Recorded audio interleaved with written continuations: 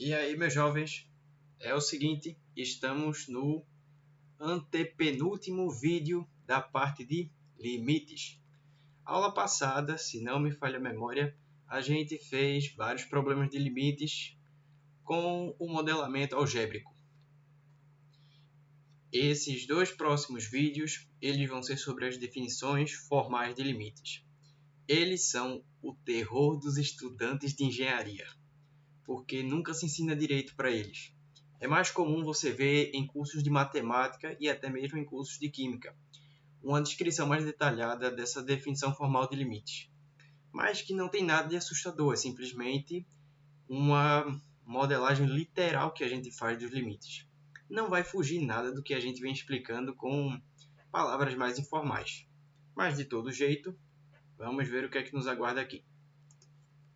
Muito bem. Antes de tudo, eu preciso lembrar para você o conceito de módulo. Módulo de um valor. O módulo ele é definido assim. Se você tem um número e você declara o módulo de x, isso pode ter duas implicações. Ele pode ser o próprio valor do x que está aqui dentro, caso ele seja já maior ou igual a zero, ou ele pode ser o seu oposto, ou seja, você simplesmente troca o sinal dele, caso ele seja menor que zero. O conceito de módulo ele é muito mais geométrico do que algébrico. Módulo, de fato, ele é a distância geométrica que um número tem em relação ao referencial zero. Nesse exemplo aqui, o módulo de 2 e menos 2 é sempre 2, porque eu quero tratar de distâncias geométricas. Não quero tratar de valores algébricos. Quero tratar de distâncias geométricas. Então, aqui eu digo que a distância geométrica, sempre em relação a zero de um número, e seu oposto, é sempre o valor absoluto dele, como se fosse uma distância que eu estivesse medindo. E indifere de eu medir para cá ou para cá. O que eu quero é a distância geométrica para trabalhar. Muito bem. Dado que vimos isso, agora eu quero que você considere esta função aqui. Dada a função, vamos responder. Essa função aqui é uma função que a gente chama de quociente. Ela é a divisão de dois polinômios. Se você reparar aqui, eu posso simplificar essa expressão e ter somente o x menos 1.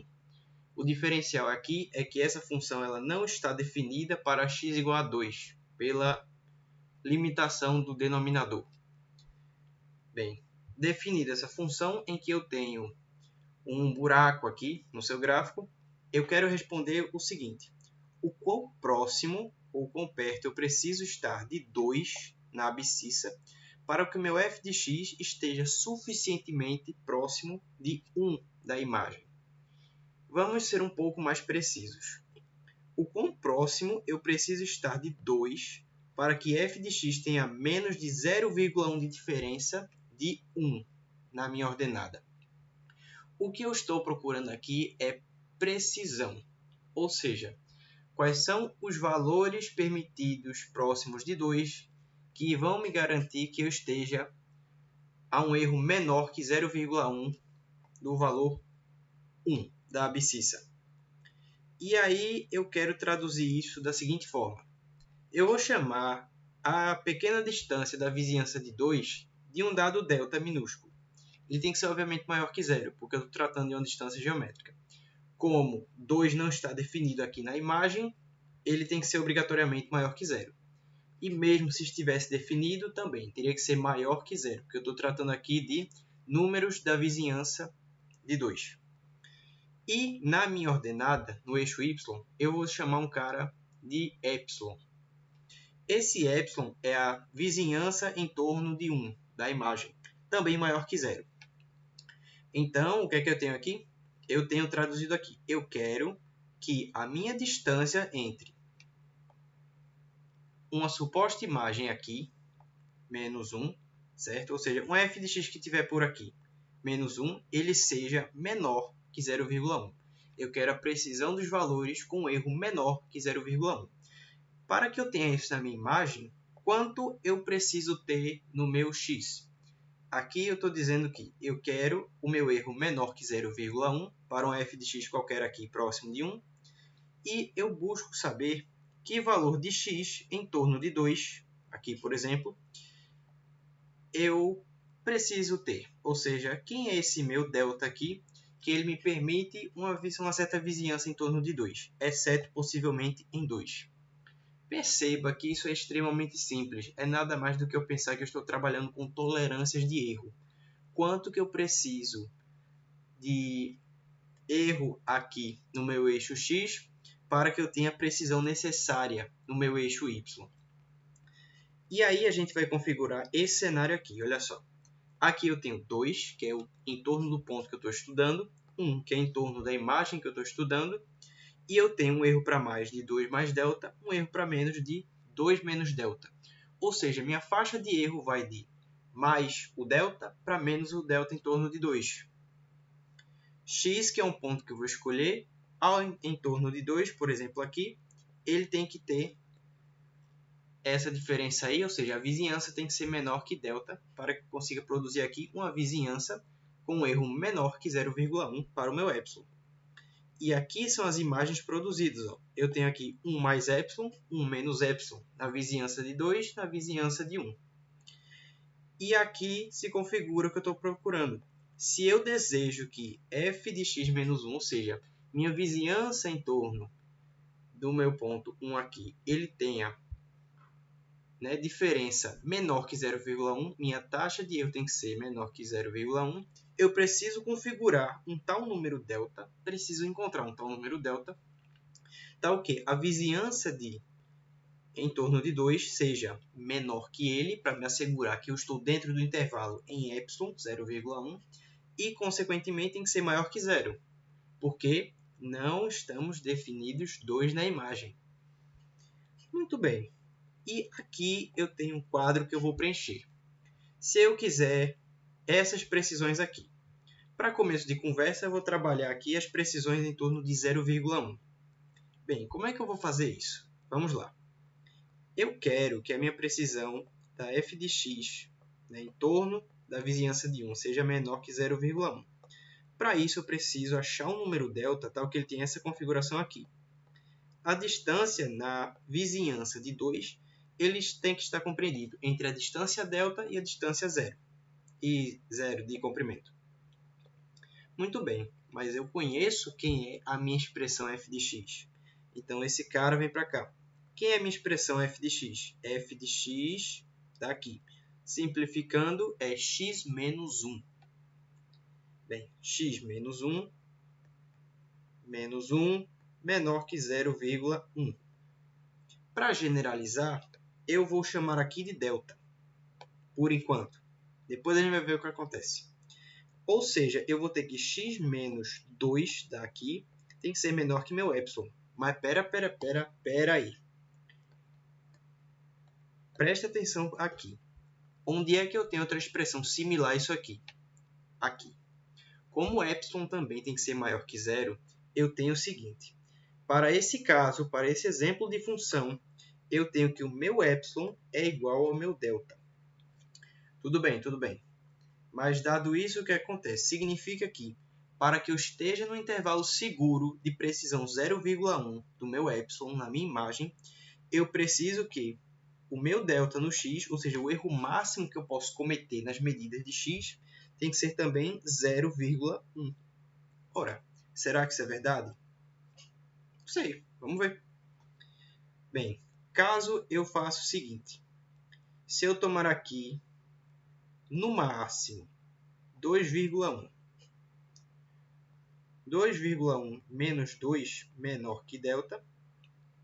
E se eu aplicar aqui na minha lei de função, que é o x menos 1, f de 2,1, que é o meu máximo que eu posso errar para que eu esteja dentro da tolerância, isso aqui vai ser igual a quê? Como a f de x é x menos 1, eu vou ter que f de 2, que não está aparecendo para vocês na gravação, perdão. Aqui vai se configurar como 2,1 menos 1, e aí eu vou ter aqui 1,1. 1,1 é o máximo de tolerância que eu posso obter aqui, já que eu disse que eu quero um erro menor que 0,1. Ou seja, o meu máximo para escapar da minha tolerância em epsilon é esse valor aqui. Mas vamos lá, eu preenchi essa tabela aqui. Eu encontrei que epsilon ele tem que ter, ou melhor, o delta tem que ser o exato valor de epsilon, para que eu não fuja da minha tolerância. Se é dessa forma, eu consegui generalizar, dado que eu sei o epsilon, eu pus em função de delta, eu posso dizer, se o epsilon é esse cara aqui, então eu digo que o meu delta de tolerância para cá é 0,01, esse para cá é 0,001, aqui é 0,0001 e aqui é 0,00001. Nesse caso é assim, porque a relação entre delta e epsilon é linear. Temos aqui uma função linear. Caso fosse de variação quadrática ou tivéssemos um coeficiente angular diferente de 1, aí a gente já estaria trabalhando com valores distintos, né? Porque esses intervalos aqui seriam assimétricos. Mas muito bem. Dado que você entendeu que, basicamente, a definição precisa de limite de forma literal, ela está incumbida nesses conceitos de tolerância de erros, a gente vai propriamente para a definição.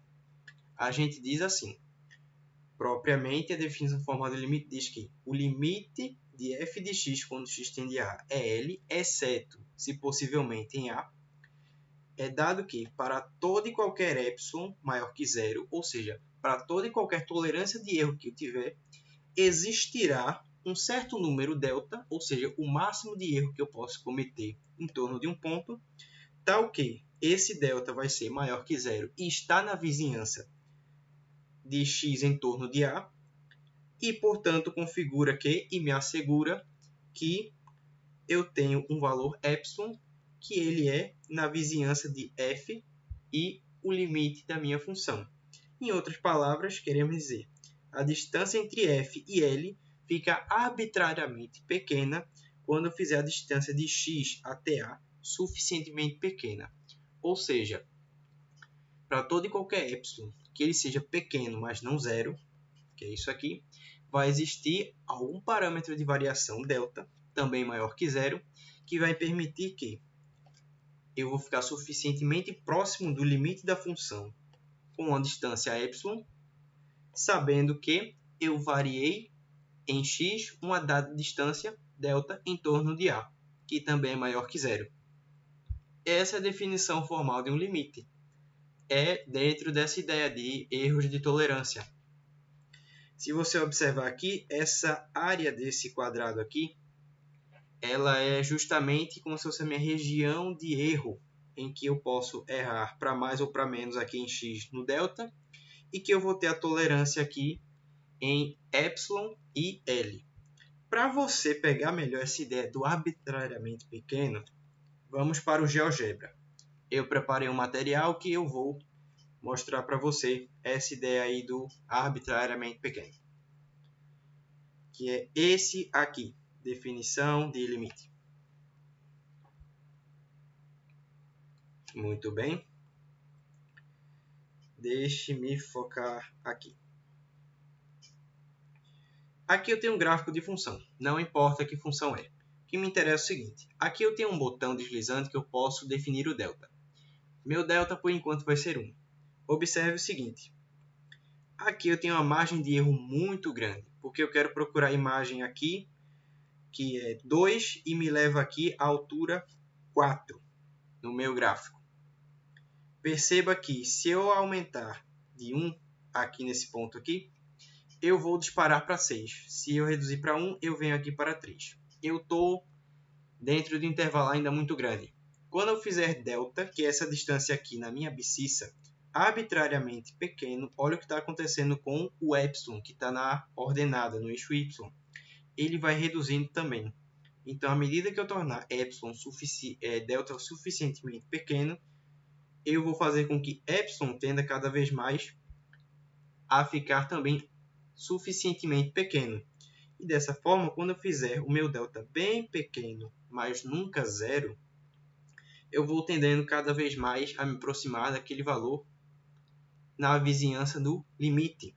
Então, fazendo epsilon cada vez menor, eu fico cada vez mais próximo da minha vizinhança do limite.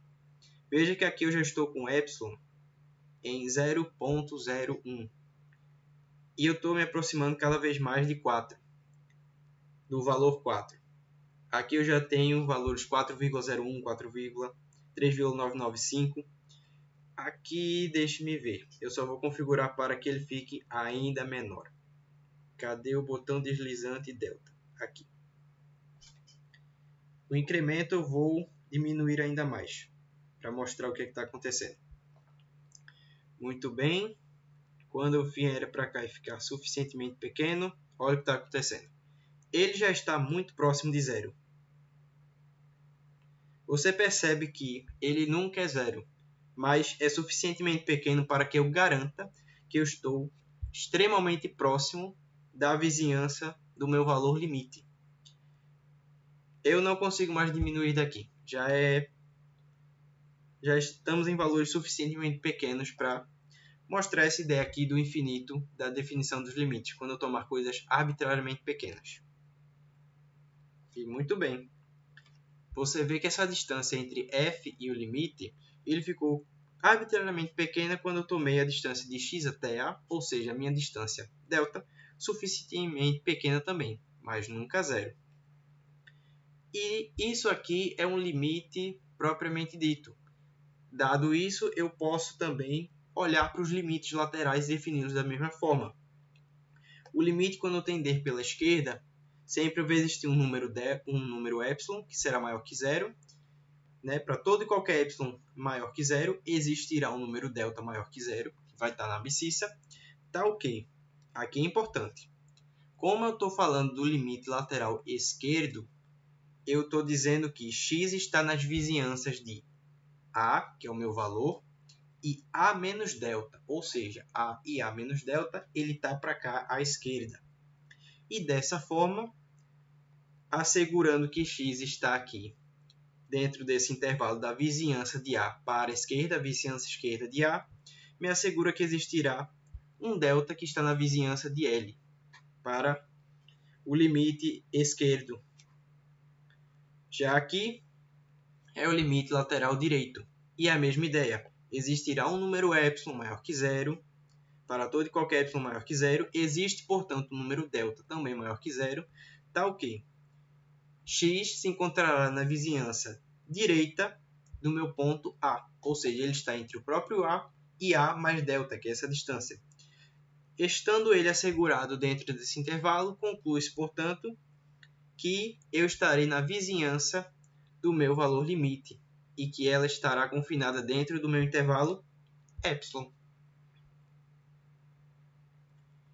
Muito bem, isso aqui é muito simples de entender, quando bem explicado claramente. Isso aqui requer um pouco mais de abstração, mas nada impossível. Vamos, portanto, fazer o seguinte. Vamos fazer alguns exercícios. Nesse primeiro aqui, use o gráfico dado de f para encontrar um número delta tal que ele se encontre aqui. Se eu tiver que meu valor x ele esteja na vizinhança de 3, tal que essa distância da vizinhança seja entre 0 e delta, então eu posso concluir que eu estou assegurado que qualquer imagem na minha vizinhança de 2 seja menor que 0,5. Aquilo que eu falei da função exemplo aqui, ela ser simétrica, é porque aqui eu tinha uma função de coeficiente linear angular 1. Ou seja, eu tenho esse intervalo igual a esse aqui. E isso se configurou tal que epsilon era igual a delta. Nessa função aqui não seria esse o caso, porque você vê, esse comprimento aqui é menor que esse aqui. Mas vamos lá. Observe o seguinte. Eu tenho aqui um delta que ele vale 0,4 à esquerda. E à direita ele vale 0,8. Quando eu fizer dentro da margem de 0,4, eu vou estar aqui com a diferença de 0,5. E na margem de 0,8 para a direita, também estou na margem de 0,5 de erro. A pergunta é, qual é o número delta que eu devo escolher para que eu esteja seguro de que a minha margem de erro está dentro aqui e abaixo de 0,5. Temos dois valores distintos. Bem, se eu quero assegurar de que eu esteja dentro desse intervalo, se eu tomar para algo menor que 0,8, por exemplo, eu posso tomar 0,7. E aí eu venho para cá, para 2,3, por exemplo. E aqui eu já vou estar fora da minha tolerância. Então, outra definição que eu quero trazer é que o nosso número delta ele vai ser sempre o mínimo entre dois valores, o esquerdo e o direito, ou seja, ele vai ser o menor valor entre 0,4 e 0,8. No caso, o nosso delta para cá é o 0,4. Por quê? Porque eu garanto que, sendo eu menor que 0,4, eu vou estar seguro de me encontrar no intervalo de tolerância 0,5, tanto na parte esquerda quanto na parte direita. Eu vou estar seguro disso. Já em 0,8 não. Eu poderia vir para valores aqui, e aí eu já estou fugindo da minha tolerância. Esse aqui é um problema conceitual junto com a definição, de que nosso número delta é o menor valor entre o intervalo esquerdo e direito. Muito bem. E aqui é, demonstre cada afirmação usando a definição de epsilon e delta de limite. Não tem medo nenhum aqui. Eu vou mostrar que é fácil. Ele está me dizendo o seguinte: o limite da função quando x tender a 1 vai para 2. Ora, o que isso quer dizer? Significa que quando x estiver na vizinhança de 1, existirá um número delta que ele é maior que 0. E sendo isso, existe um número epsilon que ele se encontra na vizinhança de quê? De f de x menos 2, que é esse limite aqui. Vamos trabalhar com as coisas? Eu vou abrir a função. Aí eu vou escrever ela aqui, ó. 2 mais 4x sobre 3. Menos esse 2, eu vou configurar ele para virar 6 sobre 3, que é a mesma coisa que 2, menor que epsilon. Daqui eu vejo 6 2 menos 6, eu vou ter aqui menos 4. Menos 4 mais 4x sobre 3.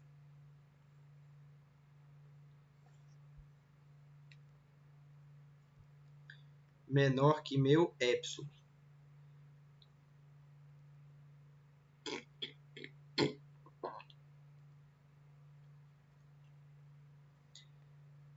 Muito bem, deixe-me vir aqui.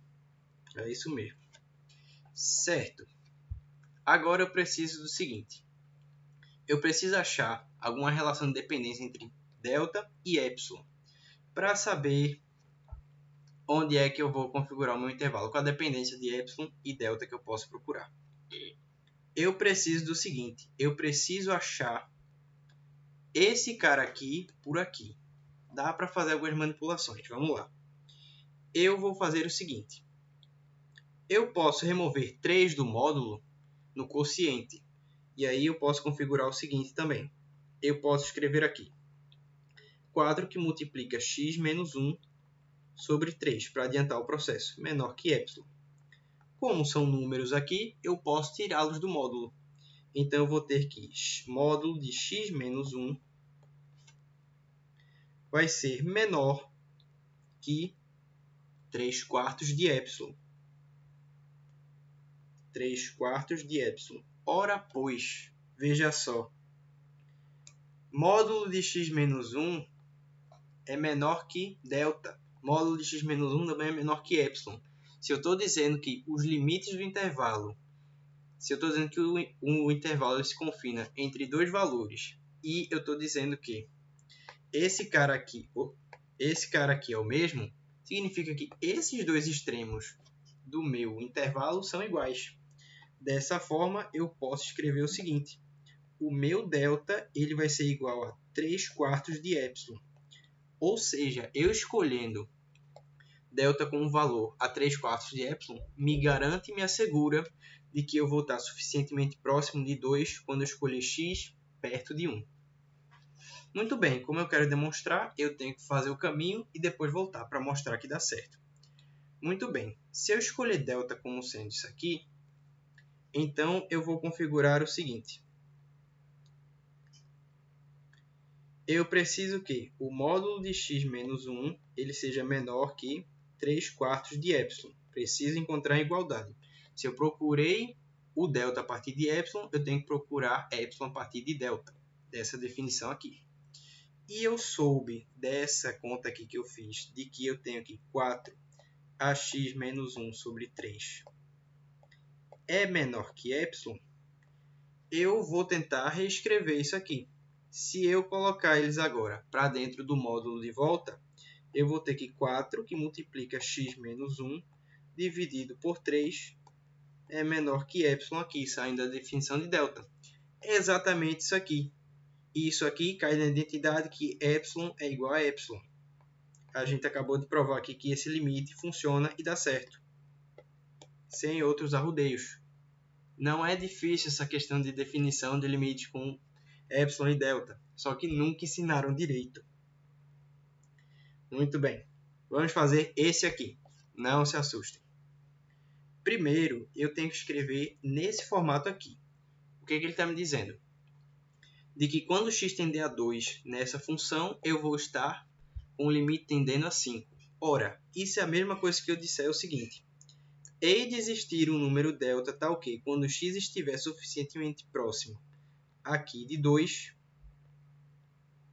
significa que existirá um número delta cuja a minha função estará aqui nas irremediações de 5, que é o limite. É só escrever desse formato aqui. E agora a gente vai trabalhar aqui com a expressão. Deixa eu só numerar aqui para mostrar o que estou fazendo. Esse aqui é o 19 e esse aqui é o 20. Muito bem. Agora, o que eu preciso fazer? Eu preciso abrir a função e trabalhar esses valores. Quem é a função x1, 1 menos 6. Aqui eu vou destrinchar a função. 1 e menos 6 dos coeficientes dividido por x menos 2.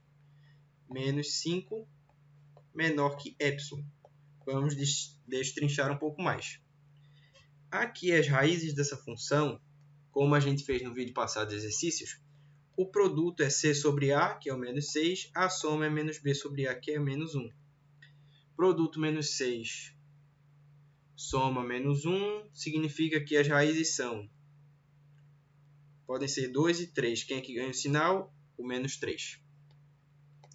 Dessa forma, eu posso escrever como x menos 2, x mais 3, dividido por x menos 2, menos 5, que é menor que epsilon. Aqui eu posso simplificar. Tchau, tchau. Dessa forma, eu vou ter que x mais 3 menos 5 é menor que epsilon.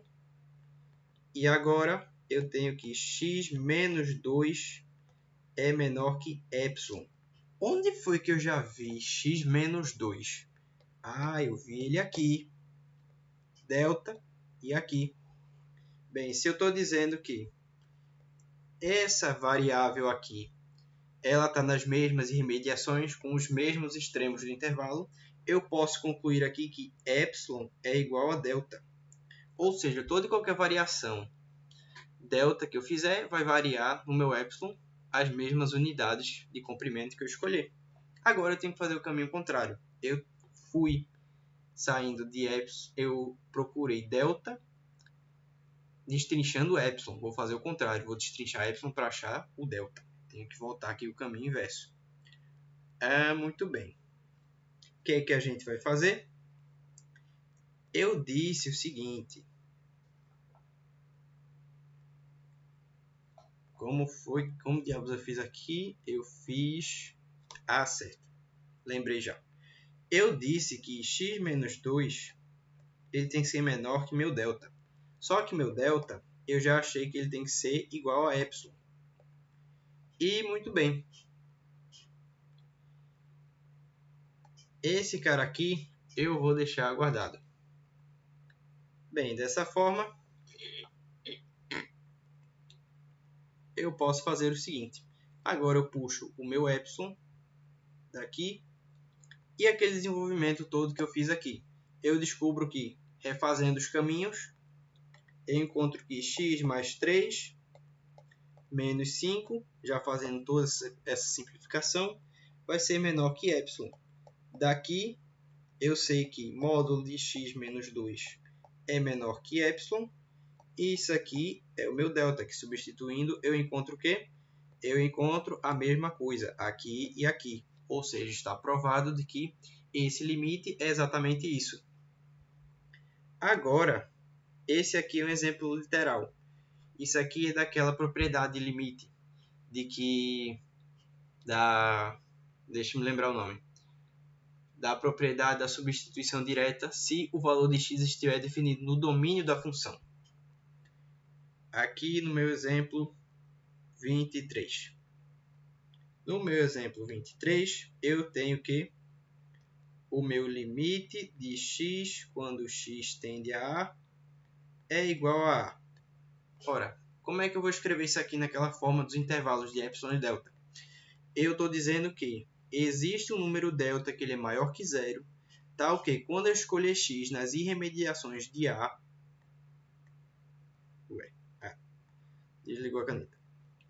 E de existir, portanto, um número delta tal que a minha função f de x, quando escolhido esse valor x, menos o limite, estará aqui na tolerância epsilon. Como é que eu mexo aqui agora? Eu destrincho a f de x. Vamos lá, eu vou puxar aqui. Eu tenho que x, que é a minha função aqui, a f de x é x, menos L tem que ser menor que epsilon. E aí eu preciso disso aqui. Eu tenho que x menos A e de ser menor que delta também. Como é que eu vou encontrar isso aqui? Esse L, ele já me disse, é o valor A. Então, vamos substituir aqui. É melhor botar outra cor. Ficar melhor. Esse L é o nosso A, que aqui ele ocupa o lugar do limite. Aqui é o L. Muito bem. Opa, olha o que eu achei. X menos A menor que epsilon, x menos A menor que delta. Eu tenho que essa variável aqui, ela está limitada por epsilon e, ao mesmo tempo, por delta. Significa que esses dois caras aqui são iguais, ou seja, epsilon igual a delta. Ou, melhor dizendo, né, delta recebe o valor de epsilon. Vamos provar o caminho contrário e provar essa propriedade? Sabendo disso, o que é que eu faço? Eu já sei que x menos A tem que ser menor que delta. Delta, eu já sei quem é, que é igual a epsilon. Por aqui eu já sei que f de x menos L, quem é f de x? X, que é esse cara aqui. Quem é o meu limite? Ele tende a A. Menos A é menor que epsilon. Como eu já sei disso aqui, o meu resultado ele vai ser, ou melhor, esse resultado aqui é consequência da prova de que o limite é exatamente essa expressão aqui. Portanto, está provado de que pela regra da substituição direta, assim que x tender a A, ou ele estiver suficientemente próximo de A, na função f de x igual a x, eu vou estar no limite nos arredores de A. Perceba que não é difícil você entender isso. Basta você pensar de uma forma um pouco geométrica. O problema é o jeito que ensinam essa definição, porque ela é muito útil.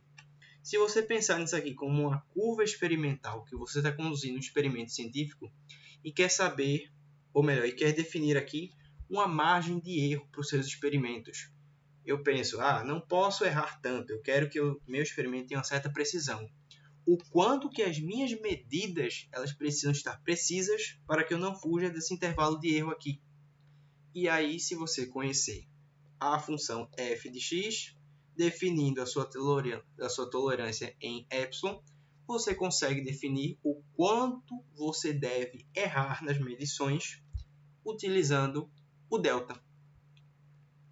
E muito bem. Próxima aula a gente vai só fazer as definições formais de limites infinitos e limites no infinito e o conceito de continuidade. E acabamos aí o conteúdo de limites. E para o último vídeo de limites vai ser um intensivão de exercícios. Muito bem, espero que você tenha gostado dessa aula. Espero que tenha entendido, você, pobre sofredor estudante de engenharia. Vejo você para o próximo vídeo.